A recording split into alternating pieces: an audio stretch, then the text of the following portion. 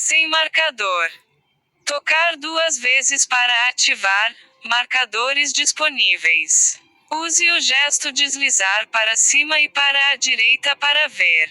Saudações em Cristo Jesus. Amados irmãos, queridas irmãs, aonde você se encontra neste momento, que a paz de Deus esteja com você.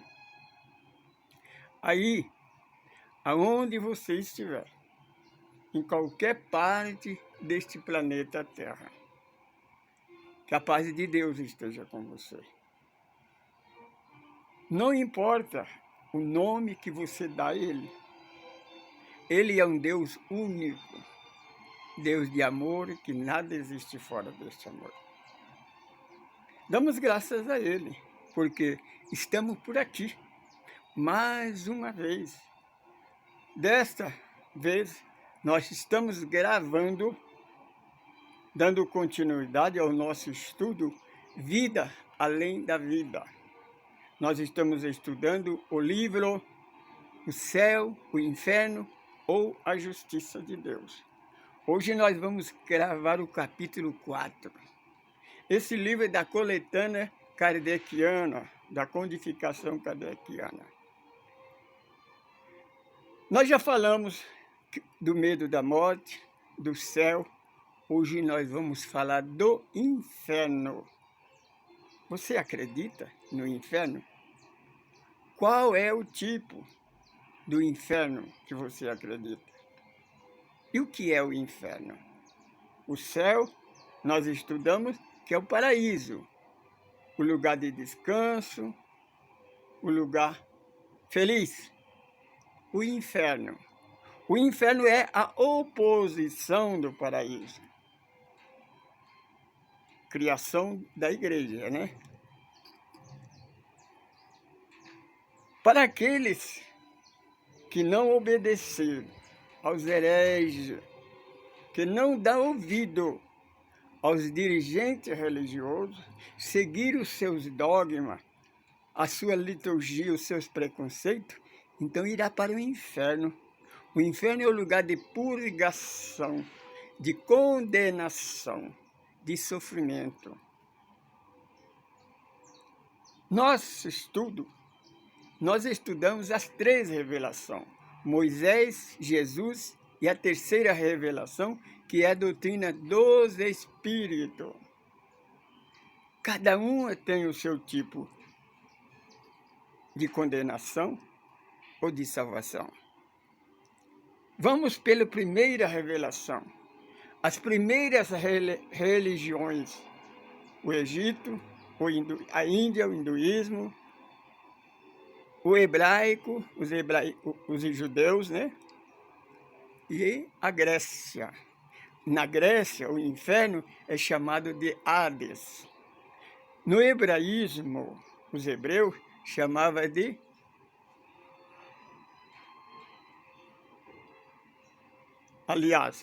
no grego é Sheol, no hebraico que é Hades, e a igreja, inferno. Segundo a religião, como o céu fica lá em cima, o inferno fica embaixo, no centro da terra. Mas a ciência veio e provou que no centro da terra só existe lavas incandescentes. Então, agora nós vamos para a segunda revelação. Quando surgiu o cristianismo. Aí piorou um pouquinho mais, né? Porque o inferno teria uma maneira difícil de escapar dele. Porque o inferno eterno não tem salvação, é eterno. Mas a igreja deu um jeitinho. Se você ir para lá, você não sai mais de lá, é eterno. Agora eu quero que você raciocine, amigo. Se a benignidade de Deus é eterna, como é que Deus vai criar um inferno eterno? Só pode ser aquele Deus, né, como Deus da Grécia, né, o Deus do Olímpio, que ficava sentado lá no trono, um velho carrancudo, e ficava jogando raio na cabeça das pessoas que eram contra a religião. Porque aquele, para adorar, teria que fazer sacrifício, dar oferta, mas sempre procurando bem materiais. Não pensava na outra vida, nos bens espirituais. Mas a igreja, sim, criou o inferno e o céu. Mas, para você não ir para o inferno eterno e que de lá nunca mais vai sair, a igreja criou o perdão e a condenação. No primeiro casal que Deus criou o homem e a mulher no mesmo dia e abençoou. No segundo casal que a igreja criou, Adão e Eva, o Deus amaldiçoou o homem e amaldiçoou a mulher. É o mesmo Deus que escreveu não matarás e ele manda matar. Um Deus que manda amar uns aos outros e ele manda ama os das tuas aí, do teu rol de família, da sua raça, do seu país. Os outros você persegue e destrói. Um Deus que se arrepende, um Deus que mente.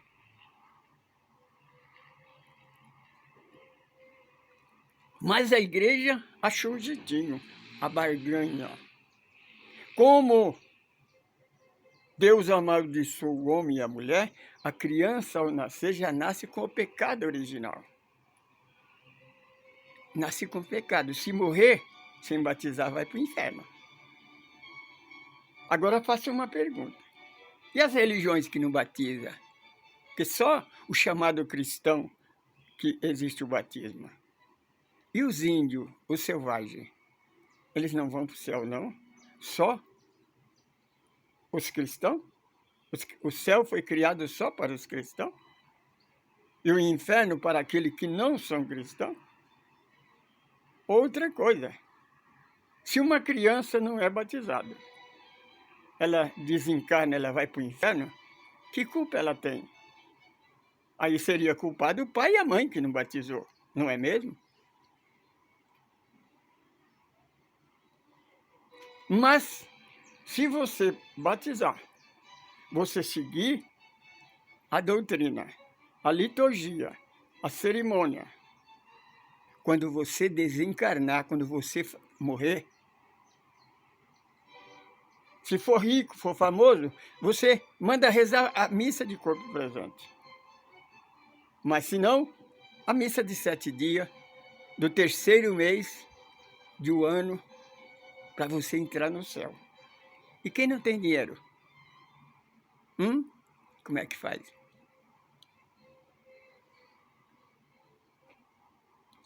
A igreja, então, criou a Inquisição. A Inquisição, você comprava a salvação sua e de toda a sua família. Para os fazendeiros escravagistas é fácil. No fim do mês, a igreja ia com um comboio até a fazenda, trazia a renda da colheita, uma bolsa cheia de moeda, o sacerdote ia, dava eucaristia para toda a família. E tudo era salvo. No último instante, ali,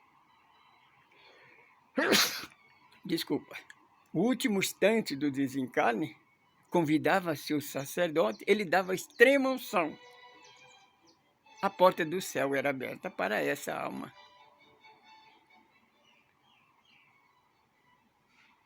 Criou, então, a maneira de ganhar dinheiro, né, que é a indulgência. Surgiu um grupo comandado sob a liderança de um monge chamado de Martim Lutero, achou que estava errado. Porque está escrito que o justo viverá pela fé, não por negociata, por barganha. Então, levantou-se contra a igreja. E esse grupo levou o nome, foi chamado de os protestantes.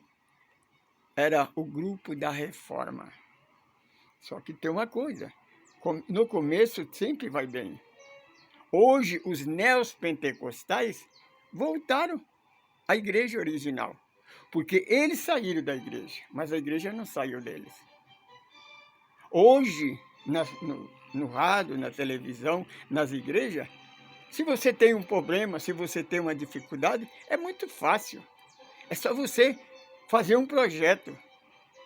Deposita uma quantia na conta da igreja, manda o recibo para o pastor vai no monte, apresenta a Deus, então Deus te libera. Deus virou negociante como a igreja do passado. Que durante quase 6 séculos matou famílias inteiras, mulher, criança, idoso, como mataram o Mestre Jesus na cruz, com falso testemunho, com mentira. Isso é a igreja. Vamos fazer uma análise. Uma senhora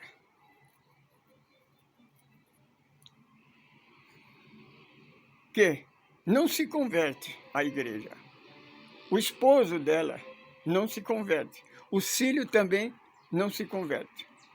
Como vai sentir essa mãe, essa esposa, no mundo espiritual? Quando lá de cima, no céu, no bem bom, né? Ela olhar o filho e o esposo no fogo eterno, queimando. Naquele fogo que a igreja diz que queima dia e noite, mas o fogo não consome.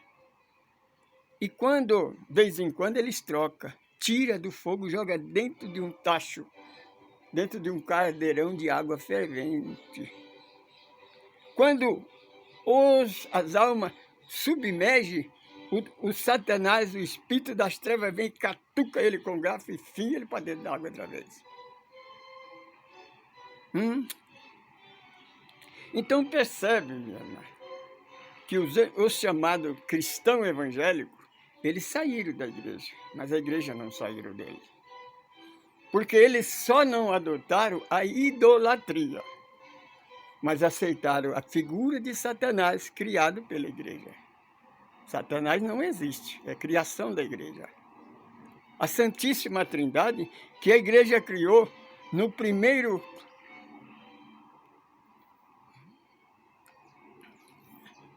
século 250. No ano 240, 250, foi criado a Santíssima Trindade pela igreja. Deus Pai, Deus Filho, Deus Espírito Santo. Por isso que eles oram Santa Maria, Mãe de Deus. É uma prova que eles criaram outros deuses. Porque Jesus não é Deus, é Filho de Deus. Você compreende? A igreja evangélica protestante batiza no nome da Trindade. Acredita no céu eterno, acredita no inferno eterno. Hoje, nós sabemos que quando é noite aqui, a gente não vê mais o céu azul, porque a igreja diz que o azul é o céu. Hoje nós sabemos que o azul é gás ozônico, porque durante a noite, quando aqui está escuro, lá está claro, por causa das estrelas, nós vemos o espaço infinito. Confirma a palavra do Mestre Jesus, quando ele disse que o céu, um céu só não é verdade, porque na casa do Pai há muitas moradas, e é morada para todos. Na parábola da núpcia, da festa nupcial, o Senhor Jesus também testifica, prova que o inferno eterno também não é real, não é verdade. Ele então declara: o espírito que for lançado nas trevas exterior, lá há choro e ranger de dente. Ele não sairá de lá. enquanto não pagar o último cento. Percebe, minha irmã? Isto é justiça, que Deus não passa a mão na cabeça de ninguém. Lembra do que nós ensinamos, que Deus não perdoa, mas também não condena. Ele é justo. Se você for lançado nas trevas exterior, é um livre-arbítrio seu. É semente que você plantou. Você que criou este inferno. Então você tem que vencer, você tem que resgatar para voltar, para conquistar o paraíso. Percebe? Aí vem a doutrina dos Espíritos, a terceira revelação. A terceira revelação começou em 18 de abril de 1857 por Allan Kardec. Ele materializou o sonho de Jacó. O Espiritismo matou a morte. O Espiritismo provou que nós somos imortais. E prova pelas revelações que o inferno eterno não existe. Existem vários ciclos, como conhecido por nós, o Vale do Suicida, pela Ivone do Amaral Pereira, com seu best-seller livro Memória de um Suicida. Para esta localidade infernal, só vai quem cometer o suicídio. Mas tem os umbrais inferiores, onde os espíritos ficam até reconhecer que ele é um filho de Deus e que ele tenha a lei de Deus na consciência. Então ele renasce de novo. Então se arrepende, ele pede ajuda. Percebe, mas ele não precisa pagar, não precisa rezar missa para ele, não. Você não precisa fazer promessa, não. O Espírito, você faz prece para movimentar o pensamento dele. É ele que tem que se modificar. Não é você que tira, não é o dinheiro que tira, não é um recibo carimbado lá no monte que ele vai sair do inferno, não, do umbral. Porque o Espiritismo não acredita no inferno. Chama-se umbral, é o lugar de treva que você conquista, você cria na sua mente. É o livre-arbítrio seu.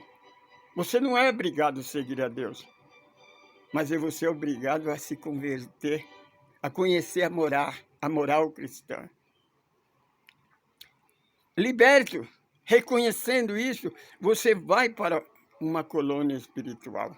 Não é o céu, não é o paraíso, é uma colônia, onde você vai, primeiramente, se internado no hospital, fazer o tratamento, depois você vai estudar, se preparar para uma nova reencarnação. Reencarnação que a igreja tirou, mas quem tirou foi a igreja. A reencarnação é uma lei universal. Sem a reencarnação, minha irmã, Deus e Jesus vai ficar sozinho, porque não tem condição de um espírito se converter em uma só existência. Estudando você, então, mentaliza, prepara, escolhe uma nova família, um outro corpo, uma nova existência, um outro lugar, em outro tempo. Nós somos sempre dirigidos, controlados pela misericórdia do Criador, pela soberana sabedoria desse Deus Pai Criador. Então nós vamos de vida, de reencarnação em reencarnação, até atingir a estatura da perfeição. Para isso nascer, morrer, renascer ainda e progredir sempre. Aí então daremos aquele voo mais alto, para a casa do Pai, o mundo feliz, que Jesus foi preparar para todos nós, se tão somente obedecermos teu evangelho e andar nos seus ensinamentos. É a mesma promessa que Deus fez a Abraão.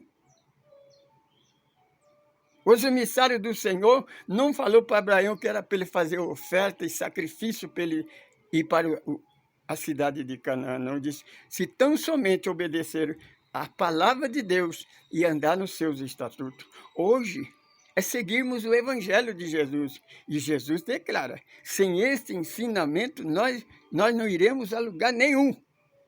Por isso que a igreja fechou-se as portas no último dia do terceiro milênio. João Evangelista contempla todas as igrejas com as portas fechadas. Percebe, meu irmão? A igreja vão fechar as portas e não vão aceitar Jesus, como eles ficam falando para nós aceitar Jesus, que eles nunca aceitaram.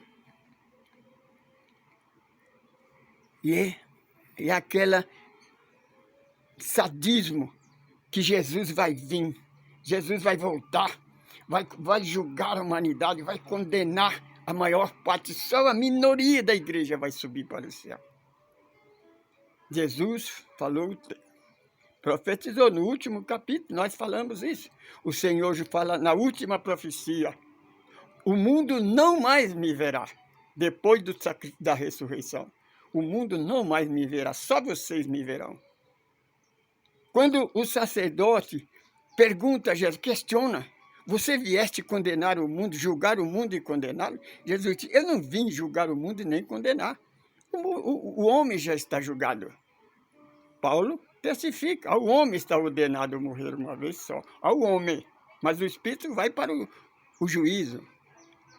Salmo 82, versículo 6, como Deus, vós sois deuses, sois espírito, mas como homem morrerá.